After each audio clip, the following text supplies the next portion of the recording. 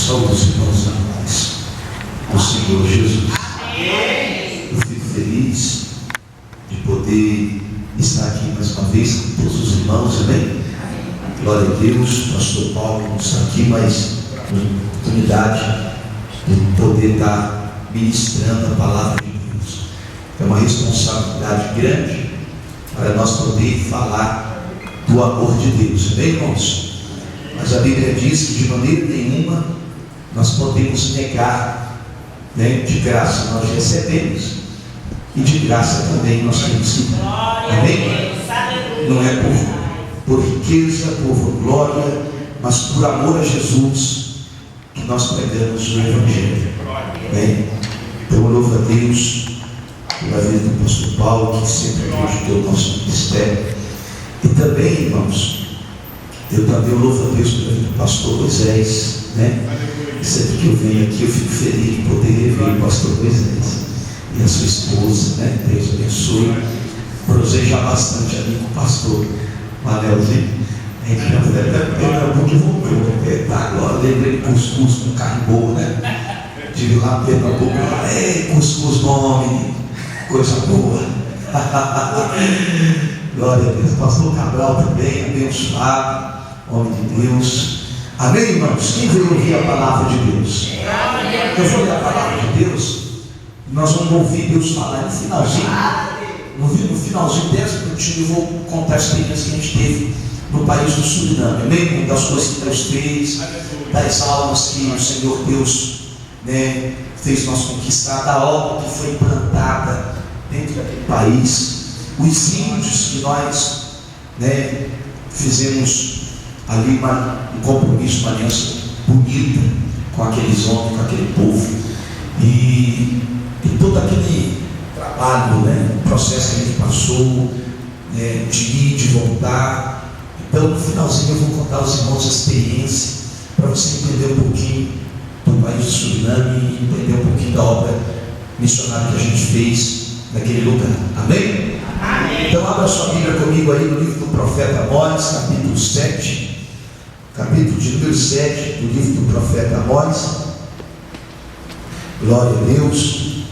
E no versículo 14, livro de Amós, capítulo de número 7, e versículo 14 em diante, onde nós estaremos meditando nessa noite na palavra do Senhor. Você que trouxe a Bíblia, você gosta de ler a palavra de Deus, vamos ler então juntos a palavra do Senhor em Amós capítulo 7 e versículo de número 14. Louvado seja o nome do Senhor. Quem a encontrou, diga amém bem forte. Então vamos ler junto a palavra de Deus, irmão. Diz assim: e respondeu Amós e disse, contrário? Amém. Amós 7,14. E respondeu Amós e disse: Amazias, eu não era profeta e nem filho de profeta, mas boieiro e cultivador de sicômoros. Mas o Senhor me tirou de após o gado, e o Senhor me disse: vai e profetiza ao meu povo Israel. Amém? Amém. Podeis assentar. Deus ocupe as vossas mãos, a Jesus bem bonito. Diga aplauso bem bonito. Diga glória a Deus aí no meio desse barulho. Glória a Jesus. Maravilha. Eu quero que os irmãos prestem atenção nessa palavra, porque 12 versículos pode mudar o curso da nossa vida essa noite. Porque o livro do profeta Amós é um livro muito profético. E quando Deus chama Amós para profetizar sobre a nação de Israel, é porque a nação de Israel tinha carência. A deficiência de Israel era muito grande. Então eles tinham deficiência de adorar a Deus, de servir a Deus, de estar na presença de Deus. E sempre no começo de Gênesis até Malaquias, todo o processo de Israel, da nação de Israel, o desejo de Deus, pastor Manuel, era de levar o povo de Israel em lugares dentro do coração de Deus que Israel não conhecia. seja, Deus queria se relacionar com Israel. Deus queria se relacionar com o povo de Israel. A Bíblia chega a dizer que Deus falou: eu quero ser para eles Deus, e eu quero que eles sejam para mim povo santo. Então a preocupação de Deus era muito grande de se relacionar com a nação de Israel. E essa decadência que o Israel teve, por não haver profetas, juízes que julgassem, por não haver reis que reinassem, por não haver sacerdote que estivesse tapando a brecha, Deus precisava imediatamente de um profeta. E o Senhor Deus sempre procurou profetas em lugares que ninguém mais procurava. E Deus encontrou Amós cultivando, cuidando de boi. A Bíblia diz que quando Deus chama Amós estava cultivando a terra, e ele estava cuidando de bois. Ele era boieiro e cultivador de sicômoro. Esse sicômoro era o fruto de uma figueira brava.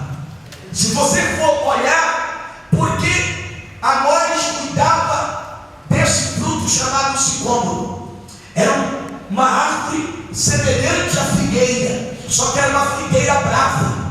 E a Bíblia diz que Amós cultivava esse fruto.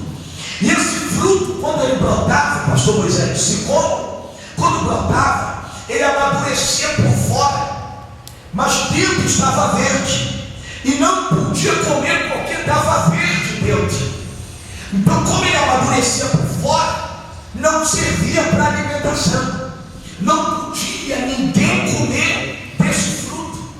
E Amós, ele se preocupava de maneira tão grande de cuidar desse fruto, que a Bíblia diz que ele diz: olha, eu não era profeta, eu não era filho de profeta, não era sacerdote, não era nada. Eu era apenas um boieiro e um cultivador de sicômoro, porque ninguém mais queria cultivar essa figueira brava. Você lembra quando Jesus entra em Jerusalém? A Bíblia diz que ele encontra uma figueira na entrada de Jerusalém. E a figueira era bonita, pastor Manuel, era bonita a figueira. Só que Jesus sentiu fome. Jesus queria comer do fruto daquela figueira, só que era uma figueira brava.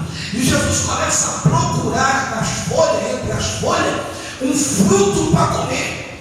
E a Bíblia diz que ele, não encontrando fruto nela, ele agarra na figueira e diz: nunca mais nasça fruto de ti.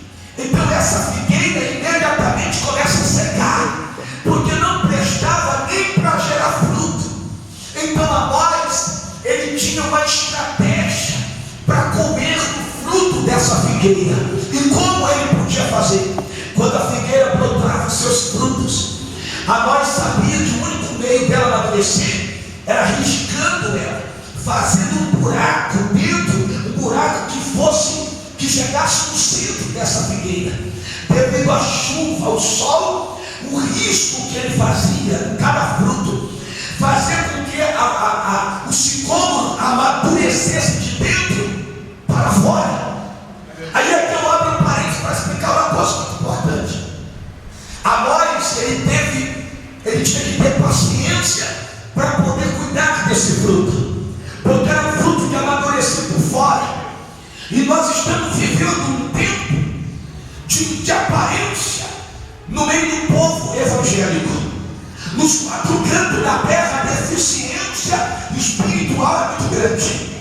O que era errado hoje é certo, e o que é certo é errado. O que era verdade hoje é mentira, o que era mentira hoje é verdade. As coisas se inverteram, e as pessoas, elas estão aderindo a outro evangelho, menos o evangelho que salva, menos o evangelho que conduz ao temor de Deus. E o temor de Deus não é gerado por fora, pela aparência. O temor é gerado dentro da pessoa. A glória de Deus, ela não resplandece de fora para dentro. A glória de Deus, ela brota de dentro para fora. Aleluia! Porque tudo que fere gera cura. Tudo que é ferido também é curado. Então o único meio do sicômoro ser curado ou amadurecer era causando risco. deixa de falar algo. Deus precisa ferir a nossa vida. Por quê? Porque nós precisamos se despejar de muitas coisas ainda. Nós precisamos renunciar a muitas coisas ainda. Tem coisas dentro de nós que ainda nos leva a fazer errado. Tem coisas dentro de nós que nos leva a ver diferente. Tem coisas dentro de nós que nos leva a servir a Deus de maneira aleatória. E Deus não quer isso para o seu povo. Deus não queria isso para Israel. Quando o povo se levantava contra Moisés, Deus vinha e dizia: olha, não toca nele, porque para mim é certo, é meu amigo. Aleluia! Deus não queria que o povo se levantasse contra o líder religioso, porque Deus queria ferir o povo amadurecer. Quando o povo de Israel questionava acerca de pão, de comida, Deus desceu o maná. Quando o povo queria comer carne, Deus mandava codorna, porque tudo que Deus queria era curar a nação de Israel. Porque o fruto de sicômoro precisava ser riscado e ferido para amadurecer. Porque todo cristão, ele precisa ter uma marca em sua vida. Todos nós precisamos ter uma marca. Um cristão que não tem uma marca, ele não pertence ao rebanho. Todo cristão que não tem a marca, ele não tem identidade. Mas aquele que tem marca, ele tem identidade. Aonde ele está, ele é reconhecido por causa da marca. Nós precisamos ser curados. Nós precisamos ser feridos para amadurecer. Você sabe que uma pessoa imatura, ela não consegue gerar fruto. Não consegue gerar. Uma pessoa imatura, ele acha defeito em tudo, em todos. Uma pessoa imatura, ele vê coisa onde não tem. Quando Deus quer amadurecer o povo, Deus ele amadurece o povo para o povo ter visão. Repita comigo: Deus precisa nos dar visão. O que é visão? A visão ela não é dada quando você ora, quando você jejua. A visão é dada quando você se relaciona com Deus. Aleluia. O que é relacionamento? Aonde há relacionamento tem que haver renúncia. Ninguém se relaciona com ninguém se não renunciar a alguma coisa. Quando você sai da tua casa para a casa de Deus, você tem que sair de lá com uma expectativa para a casa de Deus. E quando você chega na casa de Deus, a tua expectativa tem que coincidir com a expectativa de Deus. Porque se você não tiver expectativa, então você não participa do culto. E culto é lugar de relacionamento. Quando Deus falou para o povo, para Moisés fazer o tabernáculo, é porque Deus queria se relacionar com o povo. Deus chegou e disse: eu quero ser pai e eu quero que ele seja para mim filho. Lá em Malaquias, no capítulo 1, diz assim: se eu sou pai, cadê o meu respeito? E se eu sou Senhor, cadê o temor de mim? Deus está dizendo que no relacionamento nós temos que renunciar a alguma coisa. Você, para casar, você tem que renunciar ao teu pai, tua mãe, para você unir a sua escova de dente. Amém? Quando você se relaciona, você tem que renunciar a alguma coisa.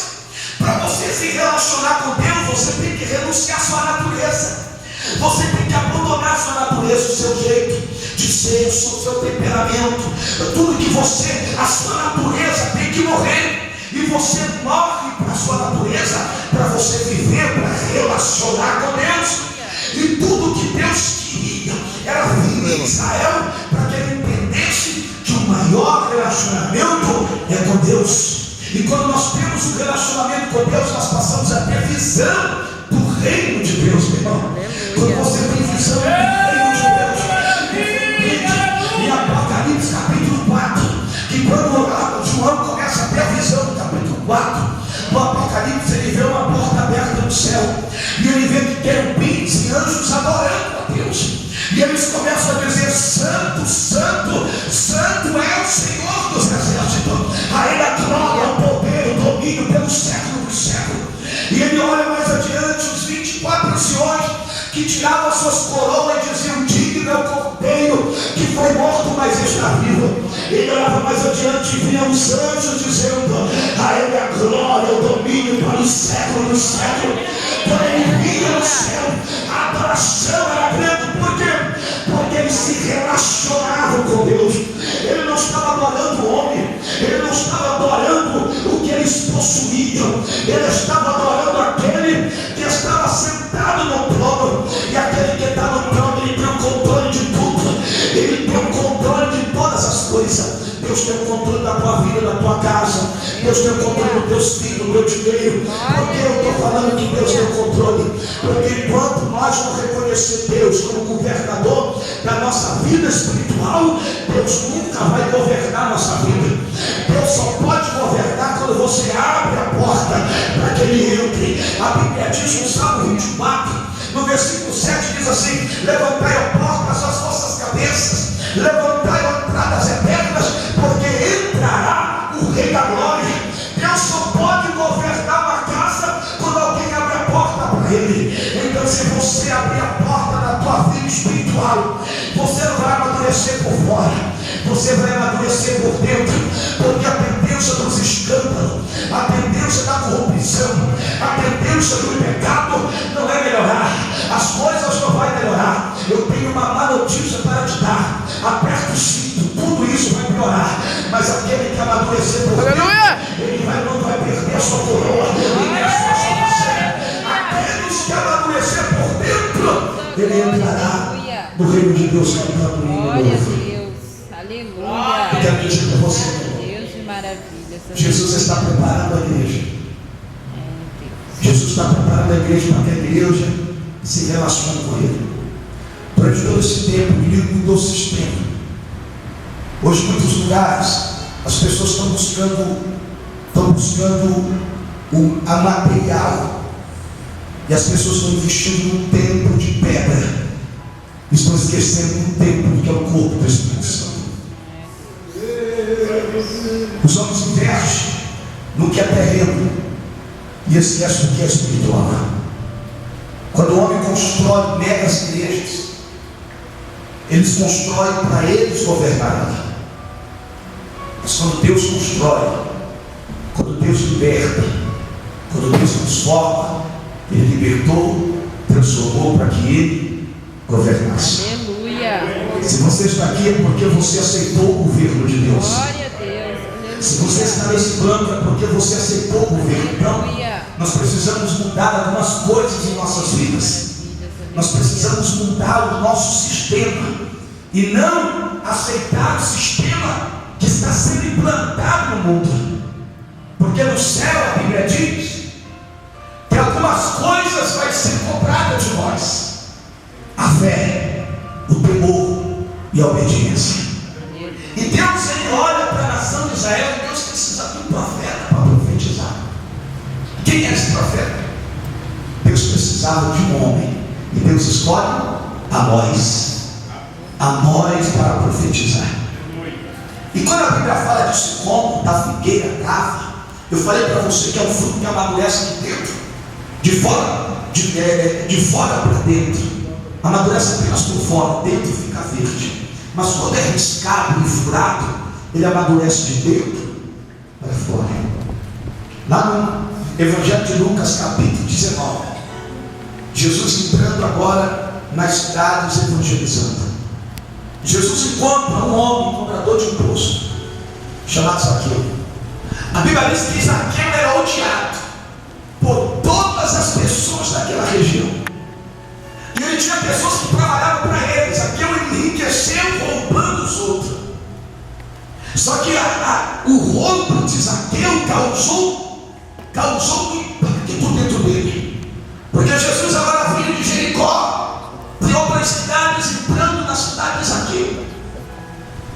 E a Bíblia diz que quando Jesus entra, a multidão segue a Jesus. Porque todo mundo queria ver aquele. Porque o povo, quando Jesus entrou na cidade, alguém disse: o homem que está entrando aí é aquele que ressuscitou Lázaro, que já estava 4 dias morto. E Jesus agora entra na cidade, e Zaqueu procura saber quem é esse homem. E quando ele ouve falar de Jesus, o temor entra dentro do coração de Zaqueu. E Zaqueu, como era pequeno, de pequena estatura, aí a Bíblia diz que ele começou a procurar um lugar para poder enxergar Jesus. E aonde ele encontra? Ele sobe na figueira brava. Zaqueu sobe na figueira brava, não tinha fruto nela.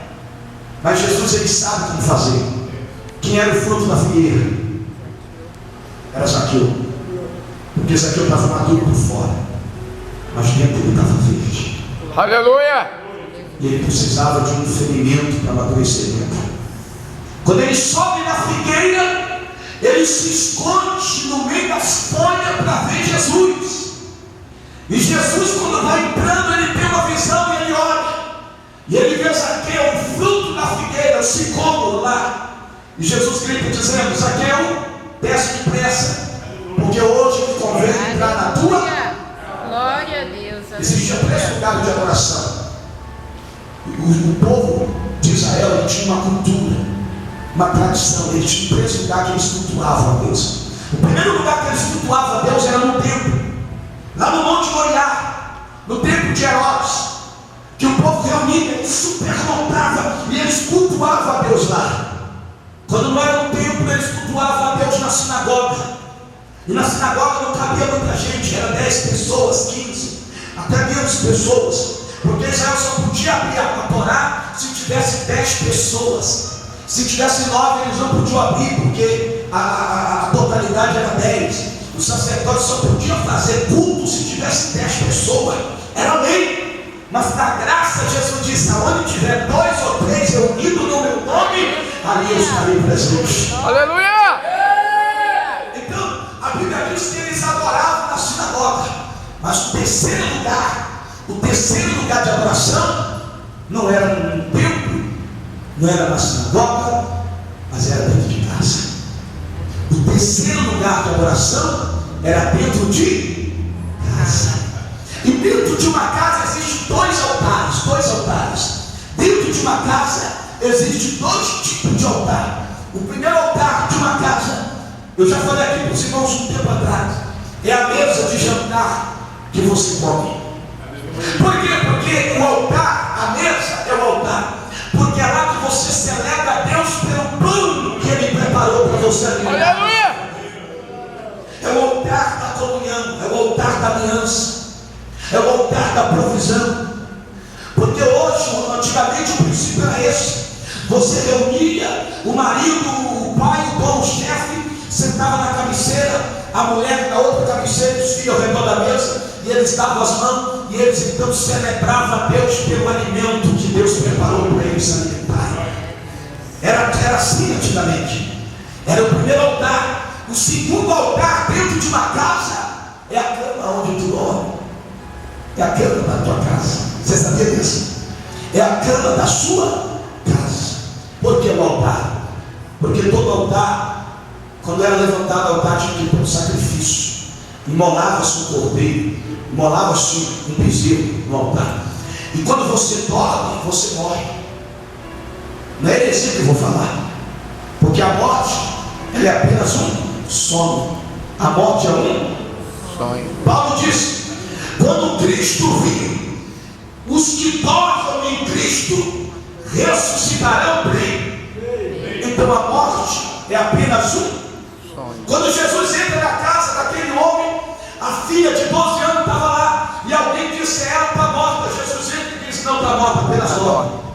Porque a morte é um sono. Então quando você dorme, você morre. E quando você levanta, você ressuscita. Aleluia. Adão, ele nunca tinha dormido na vida dele, porque Adão era mais espiritual do que carnal. Mas no dia que Deus permitiu um sono em Adão, Deus gerou uma mulher para ele. Quando Jesus na cruz do Calvário, ele entrega o Espírito a Deus, ele morre. Em tuas mãos entrega o meu Espírito. Jesus morre. E quando Jesus morre, a Bíblia diz que o soldado pega a lança e fere o lado direito dele. Não existia igreja. Quando Adão dorme, Deus dá o sono a Adão. A Bíblia diz que Deus fez ele um sono profundo em Adão. Quando Adão dorme, Deus cerca do lado direito de Adão uma costela, e Deus faz uma mulher para Adão. Quando Adão ressuscita, ou se levanta do sono, ele vê uma mulher do lado dele, do lado direito. Agora, quando Jesus está na cruz,